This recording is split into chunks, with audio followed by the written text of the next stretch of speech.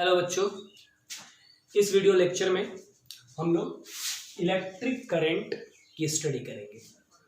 अब तक हम लोग इलेक्ट्रिक चार्ज के बारे में पढ़ चुके हैं, इलेक्ट्रिक पोटेंशियल और पोटेंशियल डिफरेंस के बारे में पढ़ चुके हैं। इस वीडियो लेक्चर में हम लोग इलेक्ट्रिक करंट पढ़ेंगे। ठीक, आइए शुरू किया जाए। इलेक्ट्रिक करंट क्या होता है ये समझा जाए इसको। देखिए, हम लोग दो मेटेलिक चार्ज कंडक्टर लेते हैं, दो मेटेलिक चार्ज कंडक्टर लेते हैं। ठीक, अब ये जो दोनों हमारे पास मेटेलिक चार्ज कंडक्टर हैं, इनको चार्ज किया गया अलग अलग पोटेंशियल पे। ठीक, इसको हम लोग ए नाम दे देते हैं, इसको बी। ए हमारा जो है वो हायर पोटेंशियल पर है, ऐसा कंसीडर कर लेते हैं हम लोग कि ए हमारा हायर पोटेंशियल पर है और ये जो बी है ये लोअर पोटेंशियल पर है। ठीक, अब इन दोनों, ये जो हमारे पास दोनों मेटेलिक कंडक्टिंग बॉल्स हैं, इनको हम लोग ऐसे नॉर्मली हैंग कर देते हैं, नॉर्मली हैंग कर देते हैं।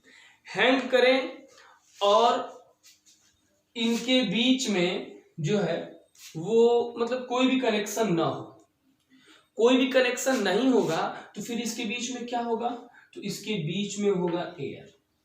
हम लोग ये पढ़े थे कि एयर एक इंसुलेटर होता है। एयर क्या होता है? इंसुलेटर होता है। ठीक, या फिर हम इन दोनों बॉडी को ए और बी को हम लोग जोड़ देते हैं और ये हम लोग जोड़ते हैं किससे? ये हम लोग जोड़ते हैं इंसुलेटर से। इंसुलेटर से जोड़ते हैं। इंसुलेटर से जोड़ने के बाद, इंसुलेटर से जोड़ने के बाद क्या होगा, हम लोग देखेंगे कि ये हायर पोटेंशियल है और ये लोअर पोटेंशियल है। हायर पोटेंशियल का मतलब क्या? चार्ज का कंसंट्रेशन यहाँ पर ज्यादा है। लोअर पोटेंशियल का मतलब चार्ज का कंसंट्रेशन यहाँ पर कम है। ठीक, इंसुलेटर से जोड़ने के बाद देखा जाएगा कि कोई भी चार्ज पॉइंट ए से पॉइंट बी तक, यानी कि बॉल ए से बॉल बी तक नहीं जा रहा है और ना ही कोई चार्ज बी से ए तक जा रहा है। तो एक चीज यहां पर क्लियर हुआ कि यदि हम लोग दो बॉडी लेते हैं, एक हायर पोटेंशियल पर दूसरा लोअर पोटेंशियल पर, और यदि इसको हम एक नॉन कंडक्टिंग इंसुलेटर से जोड़ते हैं यदि, तो चार्जेस का ट्रांसफर नहीं होता है। क्लियर हुआ? अच्छा, अब ये जो हमारे पास ए से बी को जोड़े, जो इंसुलेटर से जोड़े हैं, इस बार हम लोग ऐसा करते हैं, इन दोनों बॉडी को कंडक्टिंग वायर से जोड़ देते हैं। किससे जोड़ दिया जाए? कंडक्टिंग वायर से जोड़ दिया जाए। कंडक्टिंग वायर से जोड़ने के बाद, कंडक्टिंग वायर से जोड़ने के बाद क्या होगा? कंडक्टिंग वायर से जोड़ने के बाद चार्जेस हायर पोटेंशियल से लोअर पोटेंशियल की तरफ बहना शुरू हो जाएगा। चार्जेस हैं वो हायर पोटेंशियल से लोअर पोटेंशियल की तरफ फ्लो करना शुरू होगा और इसी चार्ज के फ्लो को ही इलेक्ट्रिक करंट बोला गया, यानी कि flow of electric charge. Flow of electric charge, flow of electric charge ही क्या कहलाता है? फ्लो ऑफ इलेक्ट्रिक चार्ज ही इलेक्ट्रिक करंट कहलाता है। ठीक है, अब एक चीज देखिए कि यदि हम लोग हायर पोटेंशियल को लोअर पोटेंशियल से कंडक्टिंग वायर से जोड़े, तो ये जो फ्लो है चार्जेस का, ये किस तरीके के चार्जेस का फ्लो होता है? मतलब कहने का ये है कि इलेक्ट्रॉन फ्लो करता है कि प्रोटॉन फ्लो करता है। तो एक चीज ध्यान दीजिए, जब भी एक हमारे पास कंडक्टर है और दो पॉइंट हम ले लेते हैं, पॉइंट ए और पॉइंट बी, और ये पॉइंट ए यदि हायर पोटेंशियल पर है और ये यदि लोअर पोटेंशियल पर है, तो चार्जेज हमेशा, चार्जेस जो फ्लो करते हैं वो चार्ज कौन सा होता है? इलेक्ट्रॉन, इलेक्ट्रॉन होता है। यानी कि हम लोग बोल सकते हैं कि दो बॉडी अलग अलग पोटेंशियल पर यदि कंडक्टिंग वायर से जोड़े जाते हैं, then the electron start to move, electron move करना स्टार्ट कर देता है, and that movement of electron is known as electric current. और उसी इलेक्ट्रॉन के मूवमेंट को क्या बोला गया है? इलेक्ट्रिक करंट बोला गया है। आ रहा बात समझ में? अब क्या होगा यदि हम लोग दो बॉल लेते हैं और दोनों बॉल सेम पोटेंशियल पर है। मान लेते हैं कि ये हमारे पास 10 वोल्ट के पोटेंशियल पर है और ये भी 10 वोल्ट के पोटेंशियल पर है, ठीक। ये बॉल ए है और ये बी है, और इन दोनों को फिर से हम लोग कंडक्टिंग वायर से जोड़ देते हैं। अब इस बार यदि हम लोग इसको कंडक्टिंग वायर से जोड़ते हैं तो क्या यहाँ पर जो है वो इलेक्ट्रिक चार्ज फ्लो करेगा, मतलब करंट फ्लो करेगा? तो एक चीज ध्यान दीजिएगा कि जब दो कंडक्टिंग बॉल सेम पोटेंशियल पर हों, जब दो कंडक्टिंग बॉल सेम पोटेंशियल पर हों, then charge will not flow, charge not flow, charge जो है वो फ्लो नहीं करेगा। And if the charge will not flow then the current will also not flow, क्योंकि चार्ज के फ्लो करने से ही इलेक्ट्रिक करंट बनता है। तो ध्यान रखिएगा कि जब सेम पोटेंशियल पर दो बॉल को हम लोग रखें तो चार्ज फ्लो नहीं करेगा, तो इलेक्ट्रिक करंट भी फ्लो नहीं करेगा। आ रहा बात समझ में?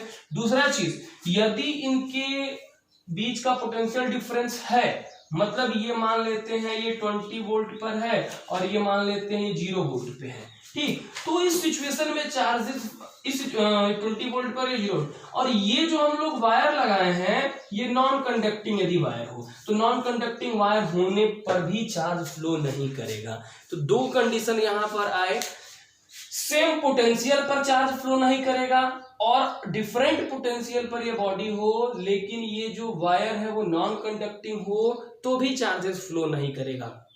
तो क्या कंक्लूजन निकल के आता है कि यदि दो बॉडी है तो यदि इनको कंडक्टिंग वायर से जोड़ा गया और यदि पोटेंशियल डिफरेंस सेटअप है तो ही चार्जेस फ्लो करेंगे, और हम बोलेंगे कि उस कंडक्टिंग वायर में इलेक्ट्रिक करंट फ्लो कर रहा है। आ रहा बात समझ में? तो ये है हमारा इलेक्ट्रिक करंट। तो इलेक्ट्रिक करंट को बेसिकली हम लोग बोल सकते हैं कि the flow of electric charge when the two bodies kept at different potential, the flow of electric charge in a conducting wire when the two bodies are kept at different potential, that flow of charge is known as electric current। आ रहा बात समझ में? अच्छा, charges में क्या flow करते हैं? तो चार्जेस में फ्लो करते हैं इलेक्ट्रॉन, ठीक। अच्छा, अब बात थोड़ा सा हम लोग करते हैं इसके डायरेक्शन। तो एक चीज समझिए, डायरेक्शन के लिए हम लोग समझते हैं। सपोज करिए, देखिए छोटा सा है कंसेप्ट, ये हमारे पास जो है ये बॉडी है, ठीक। अब इसमें जो है वो कंसिडर कर लेते हैं ये एटम है, 1 2 3 4 5 एटम, ठीक। और यहां पर एक हम चार्ज बॉडी ले आते हैं, ये बॉडी पॉजिटिवली चार्ज है, पॉजिटिवली चार्ज है, ठीक। अब ये पॉजिटिवली चार्ज, ये हमारे पास एक कंडक्टर है, इसमें ये एटम है तो इसके पास इलेक्ट्रॉन प्रोटॉन और न्यूट्रॉन होगा। अब ये जो हमारे पास पॉजिटिवली चार्ज है वो इस एटम के इलेक्ट्रॉन को खींचेगा, ठीक। हम इसके ऊपर चार्ज इतना ज्यादा बढ़ा दिए कि ये पॉजिटिव और इसके निगेटिव के बीच का फोर्स ऑफ अट्रैक्शन ज्यादा हो गया। फोर्स ऑफ अट्रैक्शन ज्यादा होने की वजह से होगा क्या, इस मेटल के अंदर का जो इलेक्ट्रॉन है ये इलेक्ट्रॉन जंप आउट करके यहां पर आ गया। अब यदि ये इलेक्ट्रॉन जंप आउट करके यहां पर आ जाता है तो बताइए यहां पर डिफिशियंसी ऑफ इलेक्ट्रॉन हुआ, और यदि यहां पर डिफिशियंसी ऑफ इलेक्ट्रॉन हुआ तो यहां पर कौन सा चार्ज जनरेट हो जाएगा? तो यहां पर चार्ज आ जाएगा, कौन सा? यहां पर चार्ज आ जाएगा पॉजिटिव चार्ज, ठीक। ये अभी वैसे ही रहेंगे। आ रहा बात समझ में? अब यदि यहां पर पॉजिटिव चार्ज आया तो बताइए अब अगले स्टेप में क्या होगा?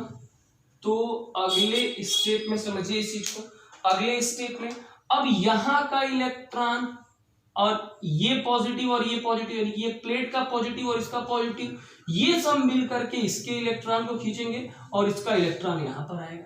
जब इसका इलेक्ट्रॉन यहाँ पर आता है तो फिर ये न्यूट्रल हो गया और ये हो जाएगा क्या आपका पॉजिटिवली चार्ज, और ये सब बॉडी वैसे ही न्यूट्रल रहेगा। ठीक, अब अगला चीज देखिए, फिर अगले स्टेप में क्या होता है। अगले स्टेप में अब ये हमारे पास पॉजिटिव न्यूट्रल, यहाँ का पॉजिटिव और ये सब पॉजिटिव मिलके इसके इलेक्ट्रॉन को खींचेंगे। अब इसका इलेक्ट्रॉन यहाँ पर आएगा तो ये न्यूट्रल हो जाएगा और फिर इसके ऊपर कौन सा पॉजिटिव, फिर ये न्यूट्रल, ये न्यूट्रल। आ रहा बात समझ में। फिर उसी तरीके से और आगे यदि देखा जाए तो यहां से देखें हम लोग तो क्या था हमारे पास, अब ये न्यूट्रल था, ये न्यूट्रल, ये पॉजिटिवली है, ये सब पॉजिटिव और ये पॉजिटिव मिलकर इसके इलेक्ट्रॉन को खींचेंगे तो ये न्यूट्रल हो जाएगा और इसके ऊपर पॉजिटिवली चार्ज, और ये हो जाएगा हमारे पास न्यूट्रल। ठीक, फिर आगे अगला स्टेप यदि हम लोग देखें तो आगे क्या होगा, फिर यहाँ पर ये न्यूट्रल, ये न्यूट्रल, ये न्यूट्रल, अब इसका इलेक्ट्रॉन इसके द्वारा ड्रा किया जाएगा, फिर ये न्यूट्रल और ये हो जाएगा आपका पॉजिटिव चार्ज। आ रहा बात समझ में। तो क्या देखने के लिए मिला, ये चीज देखिए यहाँ पर क्या हमको देखने के लिए मिल रहा है। देखने के लिए ये मिल रहा है कि इलेक्ट्रॉन के मूवमेंट का डायरेक्शन, इलेक्ट्रॉन के मूवमेंट का डायरेक्शन ये इधर इलेक्ट्रॉन जा रहा है। ठीक, अच्छा थोड़ा सा तेजी से इस फिगर को यदि हम लोग देखें तो क्या देखने के लिए मिल रहा है कि ये जो पॉजिटिव चार्ज है, ये जो पॉजिटिव चार्ज है वो इधर की तरफ मूव कर रहा है, वो आगे की तरफ मूव कर रहा है। देखिए डायगोनली देख रहा है। यदि झटके से इस फिगर को देखा जाए तो झटके से इस फिगर को देखेंगे तो हमको क्या ऐसा लगेगा, हमको ऐसा लगेगा कि पॉजिटिव चार्ज चल रहा है। लेकिन ध्यान दीजिएगा पॉजिटिव चार्ज मूव नहीं करता, मूव कौन कर रहा है, यहाँ पर इलेक्ट्रॉन मूव कर रहे हैं, पॉजिटिव चार्ज मूव नहीं कर रहा है। लेकिन यदि इस फिगर के हेल्प से हम लोग समझे तो हमको ऐसा लग रहा है कि पॉजिटिव चार्ज मूव कर रहा है। ये चीजें देखी गई और इलेक्ट्रिसिटी यानी कि इलेक्ट्रिक करंट के मूवमेंट की बात आई कि इसका डायरेक्शन क्या होता है, इलेक्ट्रिक करंट का डायरेक्शन क्या होता है। तो डायरेक्शन के लिए शुरू में कंसेप्ट क्या बना कि जो कन्वेंशनल डायरेक्शन होता है इलेक्ट्रिक करंट का, वो होता है इलेक्ट्रॉन के मूवमेंट के अपोजिट डायरेक्शन में। या इसी बात को फिर बोला गया कि जिस डायरेक्शन में पॉजिटिव चार्ज मूव करते हैं, the direction in which positive charge move, that is the direction of electric current. लेकिन इतना चीज ध्यान दीजिए कि पॉजिटिव चार्ज का डायरेक्शन नहीं होता, यानी पॉजिटिव चार्ज चलता ही नहीं है तो फिर डायरेक्शन कहां से उसका होगा। ठीक है, लेकिन यहां पर देखने पे क्या मालूम चल रहा है कि इलेक्ट्रॉन के चलने के अपोजिट डायरेक्शन में, इलेक्ट्रॉन के चलने के अपोजिट डायरेक्शन में इलेक्ट्रिक करंट चलता है। तो यदि आपसे पूछा जाए what is the conventional direction of electric current, तो आप क्या बताएंगे कि electric current flows in positive direction, या फिर हम लोग बोल सकते हैं कि electric current flow in direction opposite of the movement of electron, electron के मूवमेंट के अपोजिट डायरेक्शन में चलता है। डायरेक्शन की बात क्लियर हुई। अच्छा, तो अब देखिए यदि ये दो बॉल हम लोग लेते हैं, ये बॉल ए और ये बॉल बी, और या फिर हम रॉड ले लेते हैं, सपोज करिए रॉड ले लेते हैं और ये हायर पोटेंशियल पर इसको सेट करते हैं और ये लोअर पोटेंशियल पर है। तो इस सिचुएशन में क्या होगा, इस सिचुएशन में हायर पोटेंशियल और लोअर पोटेंशियल पर होने की वजह से जो इलेक्ट्रॉन है वो बी से ए की तरफ आएगा, और जो इलेक्ट्रिक करंट का डायरेक्शन है, this will the direction of electron and this will the direction of electric current. ये डायरेक्शन किसका होगा, इलेक्ट्रॉन का होगा, और ये डायरेक्शन होगा किसका, इलेक्ट्रिक करंट का। आ रहा बात समझ में। तो ये कन्वेंशनल डायरेक्शन हो गया आपके इलेक्ट्रिक करंट का।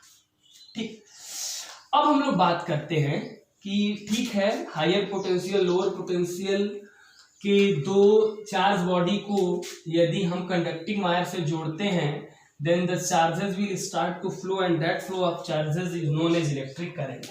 अब बात आती है कि कितने मात्रा में इलेक्ट्रिक करंट फ्लो कर रहा है, मतलब स्ट्रेंथ ऑफ इलेक्ट्रिक करंट क्या है, स्ट्रेंथ ऑफ इलेक्ट्रिक करंट क्या है। देखिए, तो स्ट्रेंथ को समझने के लिए पॉइंट ए लेते हैं और पॉइंट बी लेते हैं। ठीक, point A is at higher potential and point B is at lower potential. ठीक, अब यहां पर स्ट्रेंथ की हम लोग बात करते हैं, तो स्ट्रेंथ की बात करने के लिए है कि ये जो कंडक्टर है इसमें एक किसी पॉइंट पर हम लोग ये देखें कि पर सेकेंड कितने चार्ज जो है वो इस क्रॉस सेक्शन से फ्लो कर रहे हैं। पर सेकेंड कितने चार्ज इस क्रॉस सेक्शन से फ्लो कर रहे हैं, पर सेकेंड फ्लो करने वाला चार्ज ही इलेक्ट्रिक करंट का स्ट्रेंथ होता है। सपोज कर लेते हैं कि टी टाइम में इन टी सेकेंड, मान लेते हैं हम यहां पर ये दरवाजा टाइप के बना दिए और यहां पर हम लोग देख रहे हैं टी टाइम के समय में क्यू चार्ज फ्लो करता है, क्योंकि चार्ज का नोटेशन क्या है, क्यू, तो क्यू चार्ज फ्लो करता है।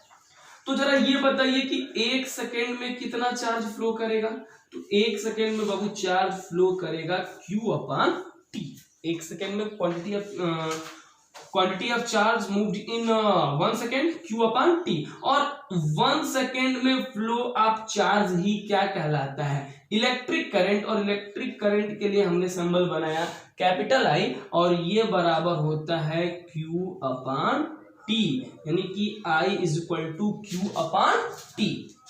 बात समझ में आ रहा है? तो ये मैथमेटिकल एक्सप्रेशन है और इससे हमको स्ट्रेंथ के बारे में मालूम चलता है। सपोज करो कि हमने नोटिस किया कि 3 सेकेंड में 30 कूलम का चार्ज जो है वो फ्लो करता है। इन 3 second 30 coulomb of charge flow. तो यहां पर इसमें करंट का स्ट्रेंथ क्या होगा, तो I is equal to formula हमारे पास क्या है, Q अपॉन में T। तो यहां पर क्या हो जाएगा, I is equal to Q की वैल्यू कितनी है 30 कूलम। आ रहा बात समझ में? और समय कितना लिया 3 सेकेंड, और ये यहां से यदि कट कराते हैं तो कितना आएगा 10। इलेक्ट्रिक करंट 10, क्या 10 मतलब इसकी यूनिट क्या होगी, तो इलेक्ट्रिक करंट का SI यूनिट होता है यदि नॉर्मली सोचिए आप पहले इसके यूनिट से पहले आप इसका सोचिए, इसका यूनिट क्या हो सकता है।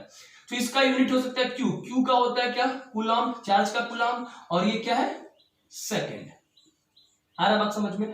तो इलेक्ट्रिक करंट का यूनिट बना कूलम पर सेकेंड, लेकिन इलेक्ट्रिक करंट का इतना ज्यादा यूज है हमारे फिजिक्स यानी कि इलेक्ट्रॉनिक्स में, इतना ज्यादा यूज है इलेक्ट्रिक करंट का कि बार बार कूलम पर सेकेंड जो है ये थोड़ा सा डिफिकल्ट लगा कहना। ठीक है, तो इसके लिए एक अलग से जो है वो इलेक्ट्रिक करंट की यूनिट यानी कि इसको फंडामेंटल जब यूनिट बनाया गया, इसको फंडामेंटल क्वांटिटी बनाया गया इलेक्ट्रिक करंट का, तो इसका फंडामेंटल यूनिट अलग से निकाला गया, और वो फंडामेंटल यूनिट था यानी कि कूलम पर सेकेंड को ही क्या बोला गया, एम्पियर बोला गया। इसको बोला गया एम्पियर।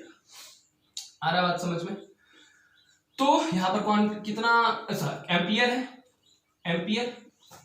ठीक, और इसका नोटेशन क्या होगा, कैपिटल ए। ठीक है, एक चीज ध्यान दीजिएगा, फिजिक्स में जब भी आप कोई यूनिट लिखते हैं और वो यूनिट पूरा लिखते हैं, मतलब किसी के नाम पर वो यूनिट हो और उसको आप पूरा लिखते हैं, तो वो हमेशा स्मॉल लेटर से शुरू होता है, लेकिन उसके लिए जो सिंबल दिया जाता है वो कैपिटल का होता है। जैसे अब कोई भी ले लीजिए, जैसे एनर्जी कहते हैं, एनर्जी का होता है जूल। अब एनर्जी का जो जूल होता है, तो जूल को हम लोग पूरा लिखते हैं तो जे को स्मॉल में लिखते हैं, लेकिन यदि यही इसको यदि हमको नोट करना होता है तो इसको हम लोग कैपिटल जे लिखते हैं। आ रहा बात समझ में? सेम यही चीज कूलम में होता है, यदि कूलम को हमको पूरा लिखना हो तो हम लोग सी को स्मॉल लिखेंगे, लेकिन यदि नोट करने की बात आई तो इसको हम लोग कैपिटल सी। तो फिजिक्स में एक चीज ध्यान दीजिएगा कि जब भी आप यूनिट लिखते हैं और यदि वो यूनिट किसी के नाम पर है, तो बेसिकली आपको ग्रामर में ये चीज बताया गया कि किसी का भी नाम जहां कहीं भी लिखा जाता है वो कैपिटल लेटर से शुरू होता है, लेकिन फिजिक्स इस चीज को अलाउ नहीं करता। फिजिक्स में जब भी पूरी यूनिट लिखी जाएगी पहला लेटर स्मॉल में होगा, यदि इसके लिए सिंबल बनाते हैं तो सिंबल जो है वो कैपिटल लेटर में होगा। ठीक है, तो ये बात हो गई इलेक्ट्रिक करंट के स्ट्रेंथ की। फॉर्मूला क्या निकल के आया, I is equal to Q upon T. ठीक, अच्छा शुरू में मैंने आपको बताया था Q का एक और फॉर्मूला, क्वांटाइजेशन ऑफ चार्ज, जहां आपको बताया गया था Q is equal to NE।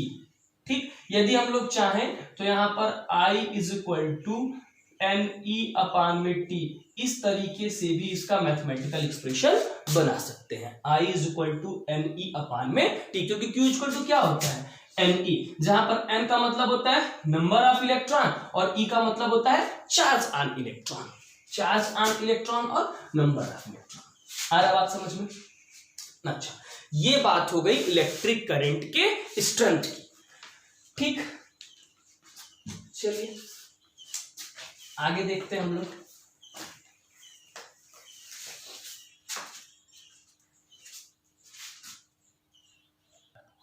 ठीक है, तो अब हम लोग देखेंगे कि एक कंडक्टर है और उस कंडक्टर से करंट फ्लो कर रहा है। कब हम ऐसा बोलेंगे कि उस कंडक्टर से 1 एम्पियर का करंट फ्लो कर रहा है? मतलब हम लोग ये डिफाइन करेंगे कि 1 एम्पियर का करंट क्या होता है, 1 एम्पियर का करंट क्या होता है। तो समझिए इस चीज को। भाई फार्मूला हम लोग निकाले I is equal to Q upon T, I is equal to Q upon T।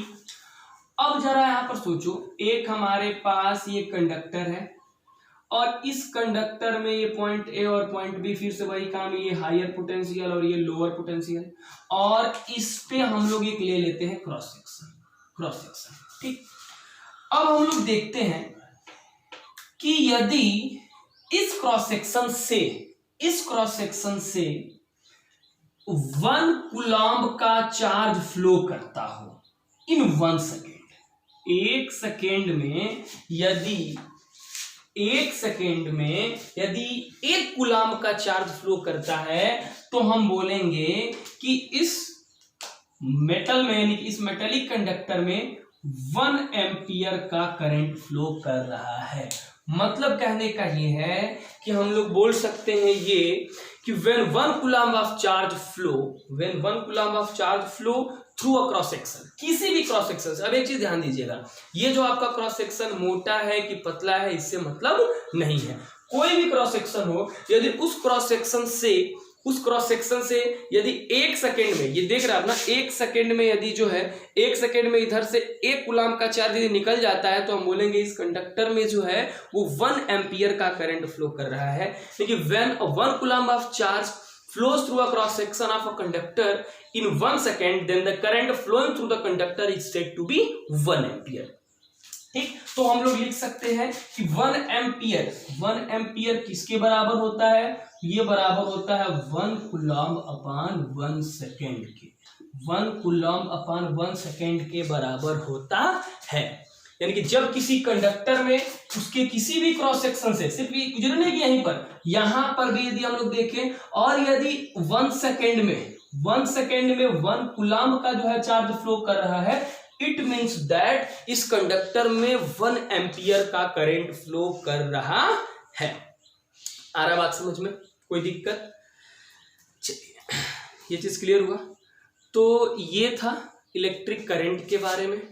ठीक, इसमें आपको नोट क्या करना होगा? सबसे पहले व्हाट इज इलेक्ट्रिक करंट। ठीक, फिर हम लोग देखें what are the condition for electric current, जिसमें आपको बताया गया कि 2 चार्ज बॉडी होनी चाहिए डिफरेंट पोटेंशियल पर, फिर उन दोनों को जोड़ने के लिए कंडक्टिंग वायर चाहिए। ठीक, उसके बाद हम लोग देखे, मीनिंग हम लोग समझे कि इलेक्ट्रिक करंट का स्ट्रेंथ क्या होता है, उसको हम लोग मैथमेटिकली भी देखें। फिर उसके बाद हम लोग क्या देखें इसमें, फिर हम लोग इसमें देखें कि जो इलेक्ट्रिक करंट है इसका डायरेक्शन क्या होता है, कन्वेंशनल डायरेक्शन क्या होता है, ये आपको बताया गया। ठीक, तो ये हो गया इलेक्ट्रिक करंट के बारे में। फिर ये एग्जाम में कई बार पूछ चुका है कि 1 एम्पियर के करंट को डिफाइन करिए। ठीक, when you will say that in a conductor the current following is of 1 ampere, तो आपका जवाब क्या होगा कि जब 1 कूलम्ब का चार्ज उस कंडक्टर के किसी भी क्रॉस सेक्शन से 1 सेकेंड में पास करता हो तो 1 एम्पियर। अच्छा, इसको चाहे तो थोड़ा सा आप इलेक्ट्रॉन के टर्म में भी सोच सकते हैं। कैसे सोच सकते हैं भाई? 1 कूलम्ब मतलब क्या? 1 कूलम्ब का मतलब क्या? 1 कूलम्ब का चार्ज कितने इलेक्ट्रॉन मिल करके बनाते हैं, ये मैंने आपको जो है वो बताया है पिछले वीडियो में, आप देखिएगा उस चीज को। तो वहां पर हम लोग कैलकुलेशन किए थे कि भाई हमारे पास फॉर्मूला क्या था, Q is equal to Ne, और ये Q जो है वो 1 कूलम यदि है तो N इंटू इसको 1.6 into 10 to the power minus 19 लिख सकते हैं। इसको यदि इधर हम ले आए तो 1/1.6 into 10 to the power minus 19 equal to N होगा, और इसको फर्दर कैलकुलेट किए तो 6.25 into 10 to the power 18 electron.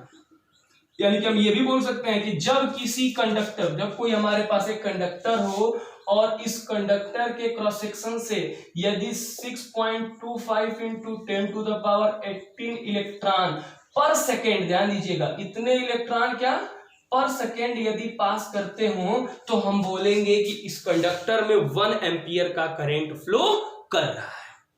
ठीक है, तो इलेक्ट्रॉन के टर्म में भी हम लोग 1 एम्पियर को डिफाइन कर सकते हैं।